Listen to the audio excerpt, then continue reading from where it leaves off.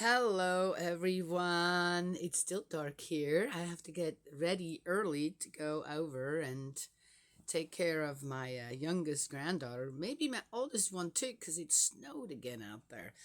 It seems to be pretty icy, so we'll see if there's school today. Interesting that I see every time. Sometimes it doesn't snow quite as much, but it could snow more later. And I remember when my children still went to school and we lived, you got out onto it's about a half a mile from the farm to the county road, and then it drops off on both sides. So, regardless, the bus had to navigate through some pretty dangerous roads to get to our home, and other people's homes there. Most people live way up in the mountains. There's some down in a little town, but And I was worried. I was because they wouldn't call school off. The children still had to get ready, go to school, and sometimes conditions. I thought, man, that's how can that be safe, right? Yes, okay, and. And sometimes too, the phone tree, we had a phone tree at that time, didn't work out. And we wouldn't get the call somehow. And my children would be ready out there and no bus would come, which again, it's just a half a mile walk back again, right? No big deal. But I remember kind of voicing my concern with the school board there. And saying, "Why don't you guys, if there is any risk that a bus could lose, right, control, a bus driver lose control because of the road conditions, just don't you guys have something in place? Just call off school and the children automatically know, okay, so today we're doing this, and this, and this at home. That can't be done. That couldn't be done. Well, anyway, there was an accident, not in our county, but somewhere else, where a bus went over the hill, and children did get hurt due to the conditions of the roads. And I was immediately right back. I said, "So are we waiting for that to happen here? That has to happen here first, right? Before either, yeah, okay." And I don't know if leadership changed there or whatever, but suddenly it was, they wouldn't take any chances. That was that. If even when, if there was a snowstorm coming, but maybe not until noon, school was called off. They wouldn't take any chances. You know what? I like that as a parent for the safety of our children. The last snow day that they had here just very recently, it was going on again. There were parents, there somebody, oh, school's off, that little bit of snow, blah blah blah blah. I don't know what. You could. What are parents like that thinking? Anyone, not just the parents, thinking like that. Maybe they don't have children, but just because to get them to school one more day. People are willing for children to take the risk, and bus drivers and other people on the road, huh? For an accident or something. Why? I don't get that. I do not get that at all. I say better be safe than sorry. Yes? Okay. So, of course, I'm always happy when they have snow days. I was with my children too. Well, so okay, some of my children were a little older. If I still had to go to work, but usually if there was a snow day there, then I couldn't go to work either, and I had no problem calling in. And the people I worked for were very understanding. There it is. So if you have an employer who isn't, maybe you need to go find another job, or you need to voice yourself. Say, hey, since when is one more day of productivity at your company more important than the safety of children? Just saying. Yes, it's okay to say something. Anyway, and if as employees one can't voice certain concerns without worrying that you're going to lose your job, again, has that right? In this country, has that right? I know it happens all the time, but still, yeah, something that needs to be changed there too. Yes, there will always be a few who will take advantage of that in a negative way, But that's up to the company then to weed them out. I don't know. So, just saying. That's what I wanted to share this morning. And I woke up about 3 o'clock, and I put my hand over, and there was, June, and I petted her head just for a second. I'm going, that's not June. Who is that? I immediately knew this was not my cat. So one of the cats from the house, I guess, was locked out last night. My door's always open a little bit so that June can go in and out, just because, and I'm plenty warm in here. So, and I guess she said, "Well, I can't get in the house. I know what I can get and go and get a good night's sleep." And she was in here for hours and hours, and June could not settle down, you know, calmly anymore. But she's over there right now. I put a blanket down so that if she's not comfortable on the bed while there's another cat here, right? Okay, she's gone now. Then she can be down there, and she's already gone. Oh, yeah, yeah. Anyway, so that was my night. Yes. All right, let's get going. Holy Mother Han still in detention. Our true mother still in detention. They're dragging their feet, so they're dragging their feet. And Mother isn't asking us to just halt everything and just attend to her, this and that. She says, keep going with what you've been doing, with what we have been doing for the world out there, for mankind, for our heavenly parent and mankind. Let's just keep going. Yes? Yeah. So we keep going. I keep going. We all keep going.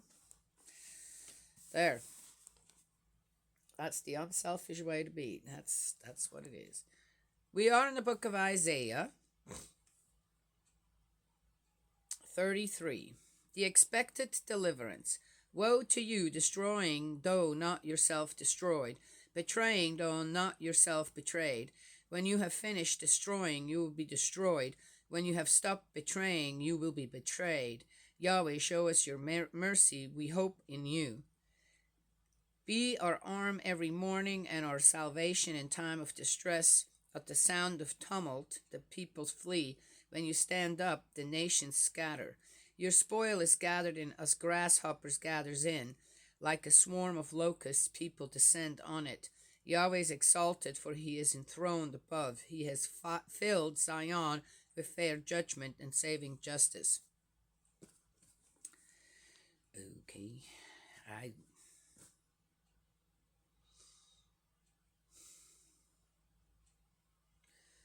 Isn't it amazing on how people much rather have at that time, it seems like. I don't know, is it now like that? I hear some things. At that time, Isaiah rather gives the prophecy of a vengeful God. That's not being protective of his people. That's not how it works. I know that. Rather than a God that embraces all people, wants to embrace them with love and peace. Yes, and getting along together and work together and make life pleasant with the sorrow that comes with it. So stuck. Isaiah's so stuck in what he needs God to be for his people or himself. You can count on this all your days. Wisdom and knowledge are the riches that save. The fear of Yahweh is his treasure. The fear of Yahweh is his treasure. Okay. How? How is that a treasure? Look, Ariel is lamenting in the streets. The ambassadors of peace are weeping bitterly. The highways are deserted, no travelers any more on the roads. Agreements are broken, witnesses held in contempt, there is respect for no one. The land pines away in mourning, the Lebanon is withering with shame. Sharon has become like the wasteland, Bashan and Carmel are shuddering. Now I shall stand up, says Yahweh, now I shall arise, now draw myself up. You conceive chaff, you give birth to straw, like fire, my breath will devour you.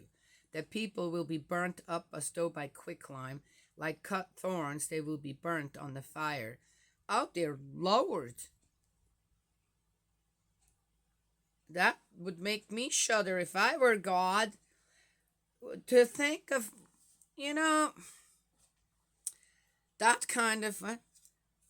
Has anyone out there not experienced some falsehood about themselves that others are spreading, or this or that, or trying to spread? Right? Yes? I think everyone has at one point or another experienced that. How did that feel? Yeah? Not good. It doesn't feel good. One can hardly do anything about it. But it doesn't feel good. And one kind of wants to say, you would just wait. I'll get you. I found in my life that eventually, I was a learning human being. I was young once, right? Have gained some wisdom and knowledge, I believe. And there was a time I couldn't do a thing about it except for sit somewhere in a corner and cry about it. I said, why would people do that to me? What for? What have I ever done to them? Oh. And but then I got a little wiser and realized that the best thing to do is just go straight for them. So I heard you said that. Why did you say that? I heard that this is going around about me. Where's the evidence? Where's the proof? I'd just like to know. It's very interesting on how suddenly everyone becomes quiet then. I didn't have to stand up by being angry or this or that. I just went for, okay, why doesn't anybody come and ask me on what may or may not have happened? Yes? Yeah. That doesn't mean one suddenly has to start hating people or whatever. Become what? A teaching tool for our Heavenly Parent. People like that need to be taught. Yes? Okay. So, looks like to me here again, Isaiah has is spreading all kinds of rumors about our Heavenly Parent to the people. How are they going to trust? Or then acknowledge God's presence in their life. Yes? It doesn't work that way. I do not believe it works that way. Yes? Yeah. Anyway. But golly, you who are far away, listen to what I have done, and you who are near, realize my strength. God would never, I have never seen God exert strength in the negative. Never. It was always man-made, right? Yes? Some people may disagree with me, but that's how it's been in my life. The sinners in Zion are panic-stricken, and fear seizes on the godless. Which of us can survive the devouring fire? Which of us survive everlasting burning? I think if that would have been true at that time, that God really would have come down like that, would not have people learned something then? Oh, we better not, at least this part, we better not mess with the presence of God. We won't fare well if we do that. But I don't think anything changed. Look what they did to Jesus. Yes? So even though, again, this is what? It's not even a prophecy. It's just wishful thinking of Isaiah that God would actually be that way. But God's not that way. So it never happened. It will never happen that way. Is not happening. Yes. Hence, people still going to do whatever they want. Good or bad. The one who acts uprightly and speaks honestly, who scorns to get rich by extortion. Oh. Which of us survive? That's the question. Which of us survive everlasting burning? The one who acts uprightly and speaks honestly, who scorns to get rich by extortion, who rejects bribes out of hand, who refuses to listen to plans involving bloodshed and shuts his eyes, rather than countenance crime. Such a man will live on the heights. The craggy rocks will be his refuge. He will be fed. He will not want for water. What did he just say beforehand, though? And then comes that part. Yeah, that last part is really good. But what about the other part? See, and I got to mark that one. Maybe I'm just misunderstanding all this. I don't think I am, though.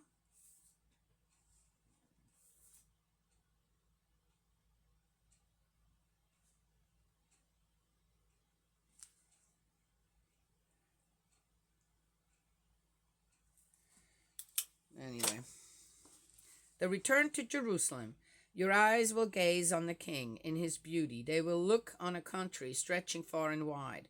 Your heart will meditate on past terrors. Where is the man who did the counting?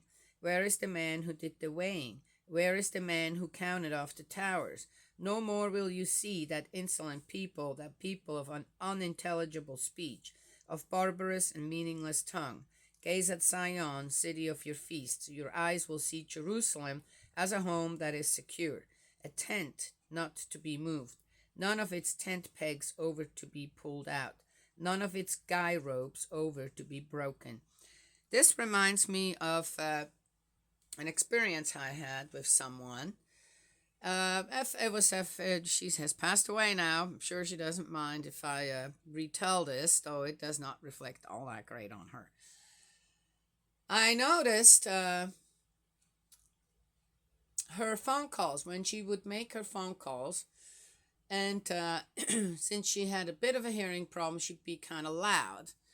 And I would hear her talk to one of her children, grown, she was quite up in age, and she would tell them about one of her other children. She would talk to them about one of her other children, and I was sitting right there, and she didn't seem to care, or maybe didn't realize I was there. I don't know. And I would hear her, and I'm going, what is she doing as a mother? This is like pitching one child against the other. How does that work for a mother? Then I would hear her on another phone call doing the same thing. She had lots of children, grown children, doing the same thing again with some of her other children. I thought, what the heck is she doing? Anyway, so after about the third time that I heard a conversation, I had to say, what are you doing as a mother when it comes to your children's psyche and each other's, that they're brothers and sisters? And I asked her, I said, why are you doing that?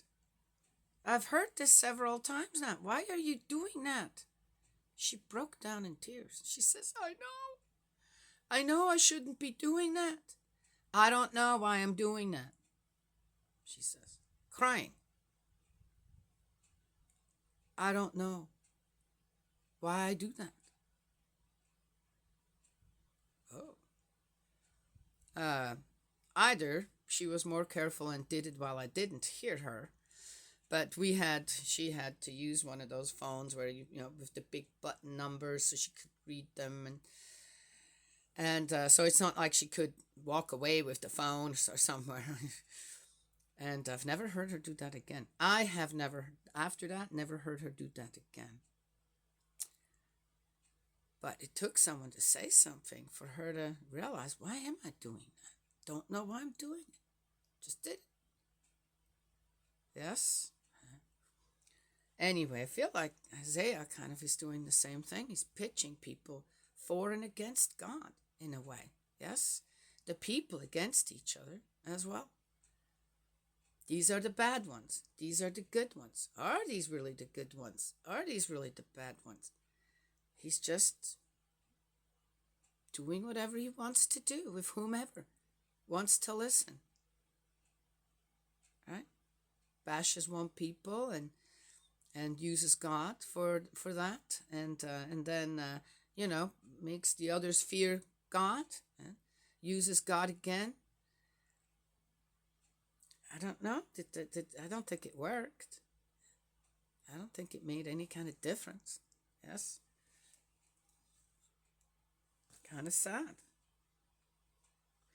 There it is that Yahweh shows us his power, like a place of rivers and very wide canals on which will row no galley, over which will pass no majestic ship. For Yahweh is our judge, Yahweh our lawgiver, Yahweh is our king and our savior.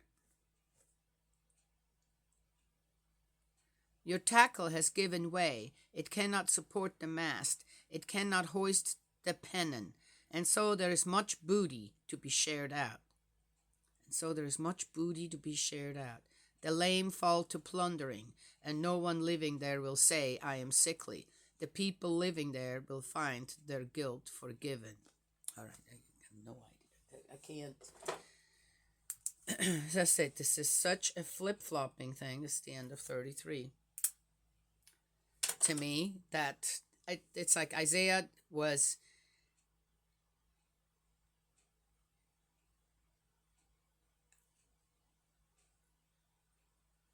couldn't make up his mind, I think, about the presence of God. Okay, you know what? Needed it to be in this way. I don't think he needed it to be this way or have it said in this way for the good of the people. I think he needed this for himself. This was his way. This is like his journal that I don't think anyone should read. That's kind of what conclusion I'm coming to. Yes? Yeah. Anyway, it is a condition we're doing for the reputation of God. It is in the Bible. I could not, again, disagree more with in the way that he is presenting God, representing God, and it very sad that the people at the time got that kind of counsel. Yes? Isn't that sad? I think it's sad. Anyhow, so that is that. Don't have much more to share this morning. Ugh, dear Lord. Now I gotta go and watch something good. No. Have a good conversation with someone to not fall into depression over stuff like this, which I don't do regardless, but just saying. Okay. I think that what we just read in 33 is not feeding the goodness in people. It's actually feeding the anger in people, and the discontent. Yes? Maybe people don't agree with me, but that's kind of what I'm getting. So, anywho, that's that. Yes? May Heavenly Parent bless, protect you, guide you, embrace you with love. Eldridge, my dearest brother in faith, I love you. I hope you're doing okay. Let's keep praying. Yes? And I will talk to you another time.